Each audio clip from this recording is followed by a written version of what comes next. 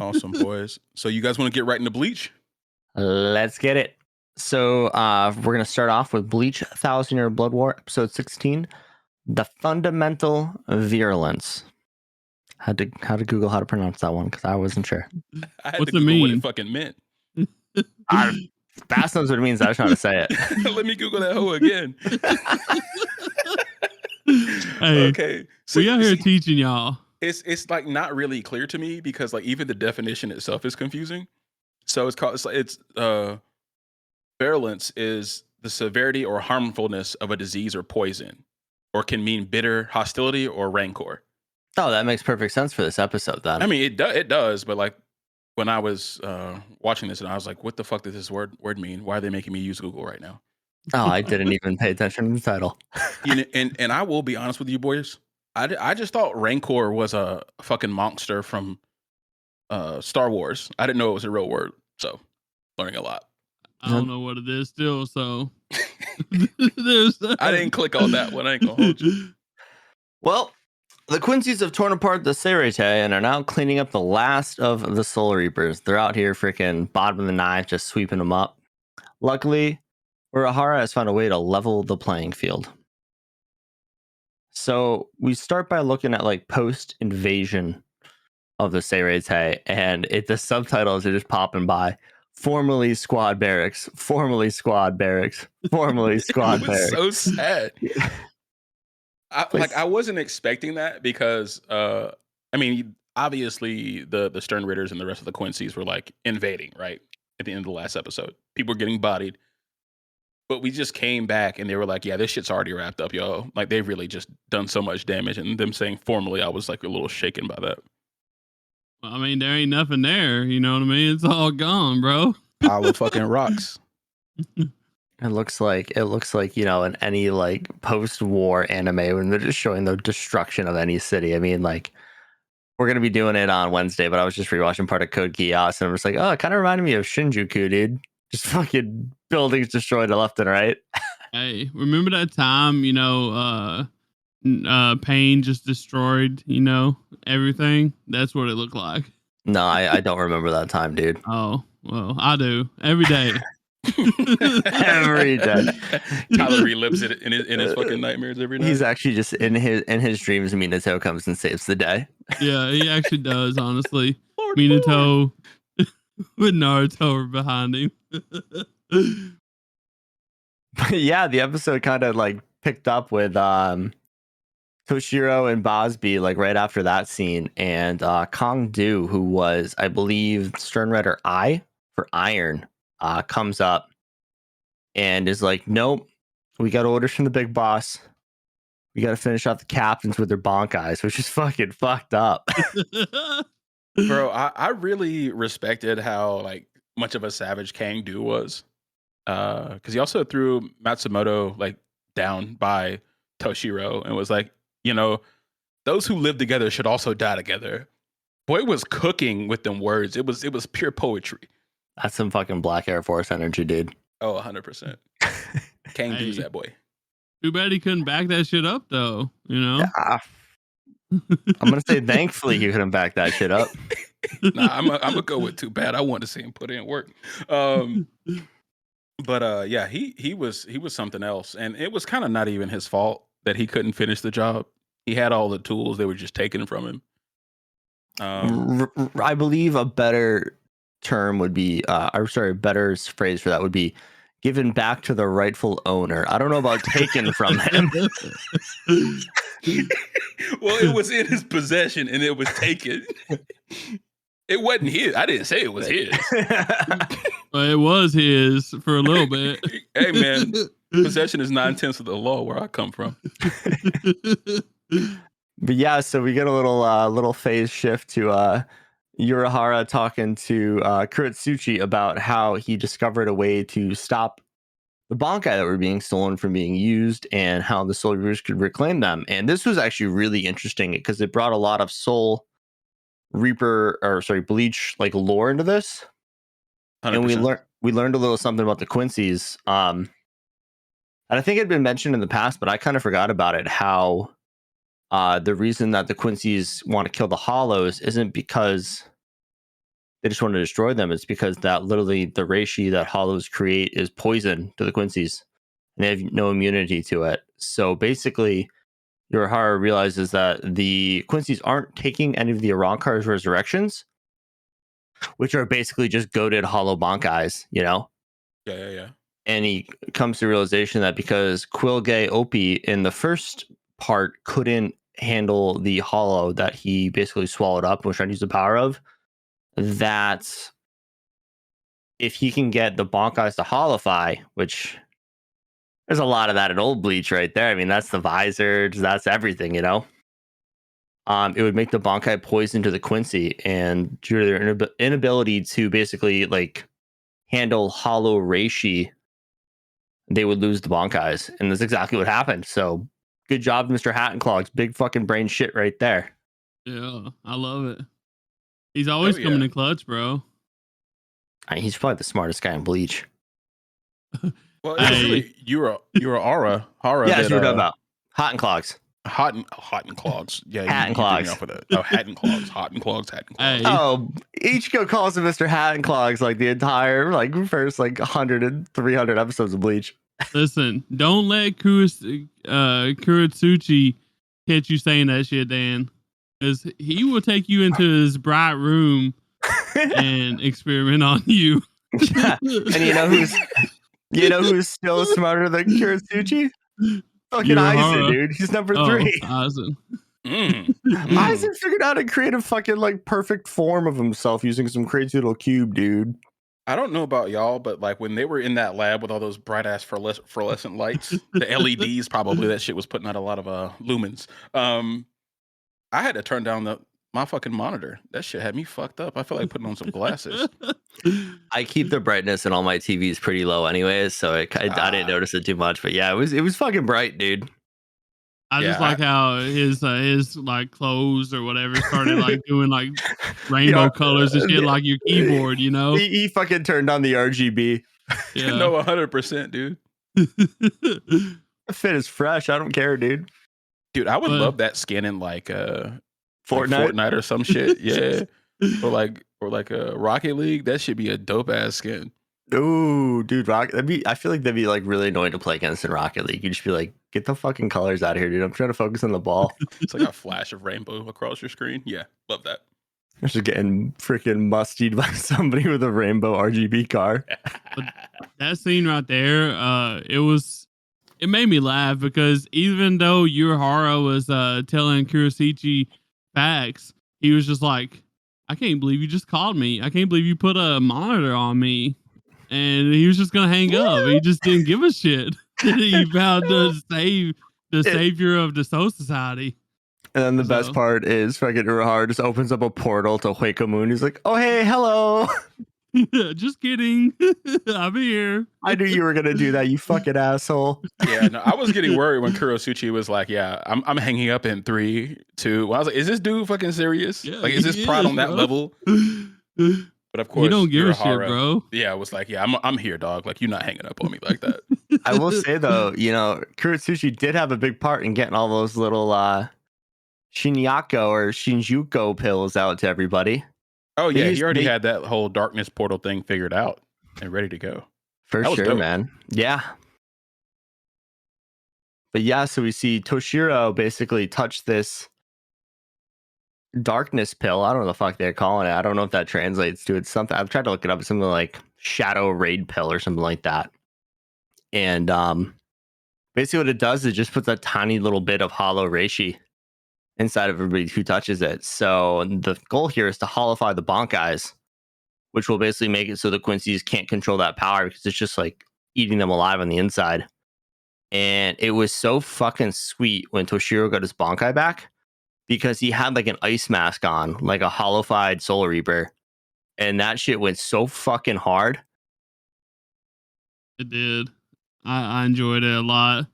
Did they say how long those pills last, or is it like just like I think they last like a while, but they're not permanent. I think it's all we really know. Are we sure on that? I don't think they're like completely permanent, but okay, I'm not sure. I'm not. I was gonna say because every other Solar Reaper that's been I guess, introduced Hollow Reishi is full on holified, or they have the ability to holify. Okay. Look at all the visors, like an Ichigo. Sure. So I don't Sure. know. I Yeah, well, don't. this is I'm just something not sure different, like the though. side effects of the pill. You know what I'm saying? Because it's coming from a small pill, Yeah. and it's like a lot less energy or hollow reishi. But yeah, pretty much just stops this whole shenanigans with their Bankai, which it was, and like you said, it was really great to see Toshiro with that like half mask on, and talking to Kangdu. You know, he was like, "Hey, I'm glad to have you back." I couldn't remember the name of his Bankai. And Kangdu was like, "You think they really have like personalities?" And 100%. They yeah, do. and Toshiro's like, "You're a fucking idiot, pretty much." I don't get how you don't understand how your mortal enemies work, because like it has been so well known throughout Bleach that like to get your Bankai, you need to know your sword. Like I don't understand Right. why. Like you need to know your Zanbakuto, which is why Tyler's fucking boy Kenpachi doesn't have a Bankai because he doesn't care to listen to his sword. Yeah. Okay. So it never, it never. That doesn't make sense to me either, because they still don't know this shit, even though they've been hiding in the Cerate for how many years, how many thousands of years, and they Yeah. still don't know this shit, bro. That's exactly what I'm saying. You're lurking Yeah. for that long, you don't do any fucking recon. Like, So Come on now. Kang, I think they tried to explain this away with like one sentence. Kangdu when Toshiro said, "You know, my Bankai won't attack itself." Kangdu said back to him, he says, "I don't believe in pantheism, which is studying any other religions than your own." Okay, yeah. That's how they would tried to make explain sense. it away, but then he got clapped, so he should have been reading something. should have been studying up in them books. I Oh, wonder yeah. if all of them believe, follow that. What'd you say, pantheism? Yeah. I wonder if all of them follow that, or if it was just King Do.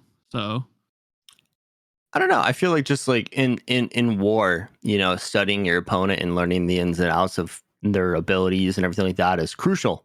It's a very So, like, basic thing you have to do. I it's probably in the Art of War somewhere. I haven't read it, but I think you put it aside for that, like your mortal Yes. enemy, like you put that little part of you aside to really win the battle. Right. And I actually had to like go look up what pantheism was, because I was like, they slipped that in there for some reason. And then I actually looked up what it was, and it was a direct reply to what Toshiro was saying. I'm glad somebody looking this shit up, because I ain't catching it. So I didn't know they said that shit, bro. Dude, I like looking up the words, man. I gotta know what the fuck's going on. But guys, I want to go back to Soifan still being alive and still talking her shit to BG9 even before she got her Bankai back. She gets woken up and she was like, how could I possibly stay asleep with that fucking thing screeching? And I really love that little moment, because she was just gotten her shit rocked and still was talking shit. I love people with that energy. I absolutely love that. She really does not like Mr. Hattenclog's voice, dude. That's for sure. Yeah, I wouldn't expect nothing less from. Ain't she like the leader of the like Black Ops like stealth division or whatever of Yeah. the Soul Society? So Yep. Mhm. I expect shit like that from someone like her. It's just like what's her name? My waifu up here. I forgot her name. Cat lady. Wow. Yeah, it's just it's a Weechi? bad night, boys. Are you Yeah, never- yeah. I'm the one. Wow. I'm the one tired here. He's just chilling. You can't remember Yoruichi's name, dude. Come on. Look, Wow. you know how it be for me. I just be forgetting everything. So He just likes the pretty pictures yeah, I like the pretty pictures. Yeah, and we'll say upcoming that. naked cat lady covered in lightning. We'll I say mean, who that doesn't like purple that? hair, Come on now. all that good stuff. So yeah. That's right. We have learned his kinks. I mean, what? Sir. I get yeah. explicit every time I post. We're not worried. This isn't a children's podcast. I Yeah, know, I we're know, I mature. Kinda. So I do have a question. Did you guys? So when Soifan used her Bankai, Yakuho Rakobin, the giant ass blicky cannon, Yeah, the Blicky she have Bankai. did she have a mask on, like a slight mask? No, that was like the sight, bro. Okay, I wasn't sure if she had a slight mask because it was holified. I know she didn't have a mask on when she was laying there talking after she took the pill, but Okay. the Ironsides or whatever for the Blicky cannon was weird as hell. So Blicky Well, Bankai, boy. Say it that's right. Blicky that's Bankai. standard. That's oh standard. yeah, That Blicky the big Bankai. the big ass sight there is standard on that thing. Yeah. Ironsides, bro. Yeah, that was a great moment right there. She got her lick back. BG9 goes down, and yeah, between that and beating the shit out of Kang dude, there was some really cool moments in this episode for sure. Well, we Yeah, haven't even started. Yeah, I was just we haven't gotten to the coolest part yet. I know. Shinji's Bankai. Shinji's Bankai. It's I've been waiting for dope. this. So I think I have to be the one to guess the name or try and pronounce the name of this one because I don't think you boys got it in you. Oh, nah. I can Run do me this this. one. Nah. He ain't try to call me out now. Sakashima, Yokoshima, Happo, Fusagari. Oh, shit. nailed it. Right here, Dan. Sit on it. That was probably the easiest Japanese translation we've had in a while, or Japanese enunciation we've had in a while. Nah, you're not gonna talk to me like that, dog. You know. He sat there in the mirror for 30 minutes before we recorded saying this shit. I had to look into my soul, bro. I had to see what was there. He's training like Ichigo is right now. So I'm going hard. Yeah, Right in front of the mirror. But go ahead, Dan. Basically, he's been told he can't use this Bankai around other Soul Reapers because it's just so fucking broken. Basically, it just fucks with all your senses and it makes you like everything seem backwards. Words were backwards, like all the movements of your opponents were backwards, your movements were backwards. It'd be like trying to play Mario Kart on mirror mode with reverse controls. Yes. Yes. I mean, I think we've seen his Bankai once before in the Fight with Aizen, right? Is that correct? I can't remember if we used it. I'm pretty sure we've seen it there at the end around the Fight with Aizen. But I could be wrong. I could be just like, head canoning stuff from the manga into the anime. You know how I am, so. That is true. I don't remember, honestly. It's been so long since I've rewatched Bleach that I can't remember off the top of my head. Either way, Shinji is definitely petty. He even, to further confuse his opponents, he even practices talking backwards and in Pig Latin.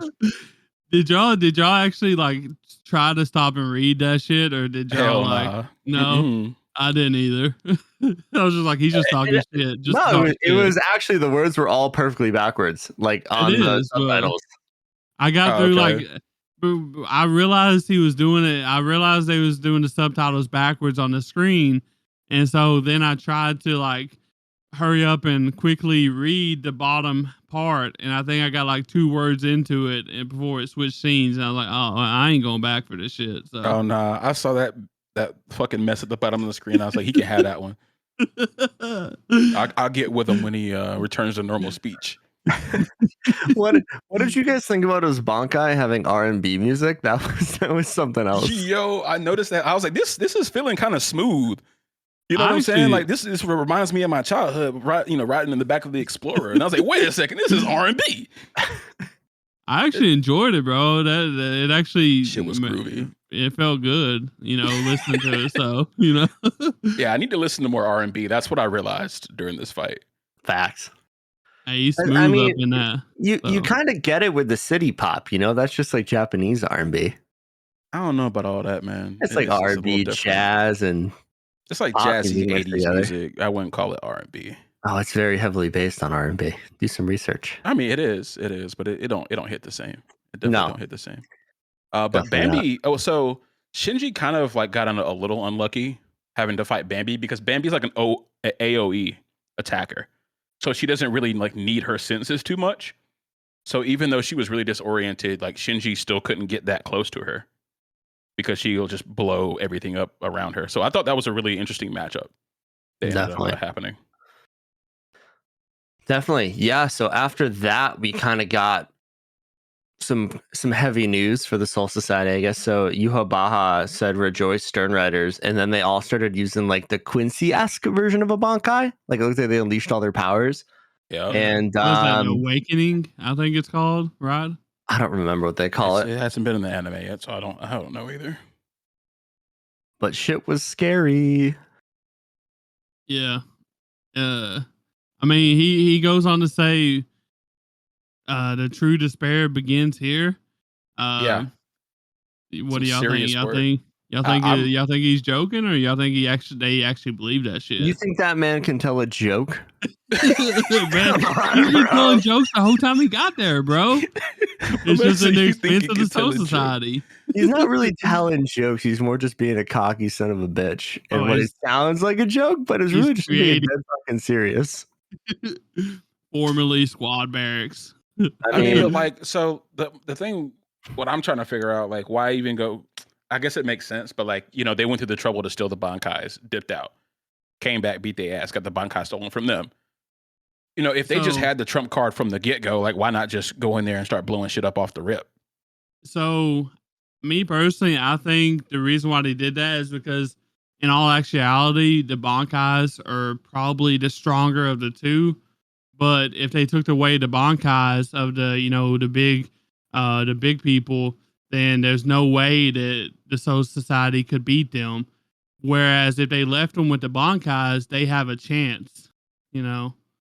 Oh, because the Bankais are, even though they think that theirs is stronger, still the Bankais, I think, are technically a little bit stronger than their, because there's more forms of the Bankai, just that type of stuff. So okay, and like you see, and that actually makes sense to me, because like if you start thinking about it, some of these matchups, like, so even with Toshiro versus Baz B, with Bankai included, like that should still be a good matchup for Baz B, because he's fire versus ice. Same thing with Bambi and Shinji. That might have been luck, but they might have planned that too. But so it's like, now, let's beat them up a little bit, take away their stamina, and then we'll let them have their Bankai back so we can have our most powerful thing once they're winded. I don't know about having their Bankai back. I don't think they didn't expect that to happen. No. But okay, but why would Urabara have them like go back to the people who would? I guess it doesn't make a difference. Because he wants total annihilation and defeat and humiliation, because he's been humiliated for thousands of years. So he's just trying to get back what's his. There's nothing. I mean, there's nothing more humiliating than being killed with like your own monster. I mean, that's like the classic change of heart Yu-Gi-Oh trump card right there. Where you pull their own monster over and kick their ass. Okay. Yeah. Okay. He wants the shit over fast, but he also wants to humiliate them, even more. So he's doing them both at the same time. So, and then the last thing we had before the credits was Sajin show up, old werewolf man, fully armored out again, and he's going straight for the king, dude. Love that. Y'all think he actually has a chance of fucking with Urabaha? No. Okay. No. Didn't think so. Yeah. No. Hey, he's got a pretty scary Bankai though. Yeah, it's scary, but he's really not like that. I don't know why he's going over there. He thinks he is, though. He's just he has always thought he is. That's true. That's true. But I mean, it's crazy what what's the word called? Not revenge, but whatever the hell he's trying to do for his fallen comrade. It's crazy what that'll make you do, in terms of going against people who are way, way stronger than you. Trying to get your lick back. Yeah. So. Okay. Yeah. Okay. Yeah. I still don't think Sajin should be heading that way, but more power to him if he thinks he's got it like that. Maybe he does. He definitely shouldn't. Might have some trump card up his fur, I guess.